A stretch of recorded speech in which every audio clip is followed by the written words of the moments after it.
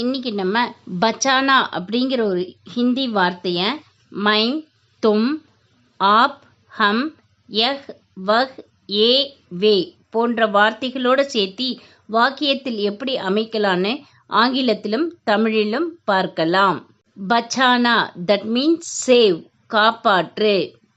If it is boy, மைம் பச்சாத்தா ஹூ. கேர்ள், மைம் பச்சாத்தி ஹூ. தட் மீன்ஸ் ஐ சேவ், நான் காப்பாற்றுகிறேன். The next one is tum, that means you, நீ.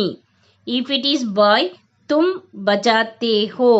Girl, tum bajati ho.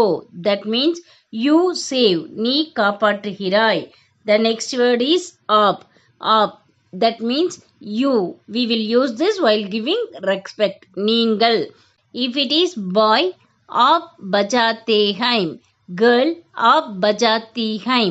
That means you save, நீங்கள் காப்பாற்றுகிறீர்கள். The next word is hum.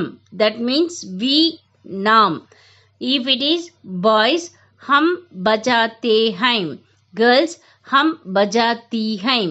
That means we save, நாம் காப்பாற்றுகிறோம். The next one is yah, vah. That means he, she, it.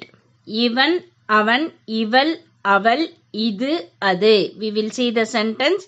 Boy, yah bajata hai. Girl, yah bajati hai.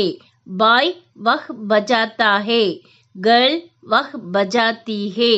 That means he saves, she saves, it saves. இவன் காப்பாற்றுகிறான், அவன் காப்பாற்றுகிறான், இவள் காப்பாற்றுகிறாள், அவள் காப்பாற்றுகிறாள், இது காப்பாற்றுகிறது, அது காப்பாற்றுகிறது. The next sentence is ye, ve. That means these, they, those.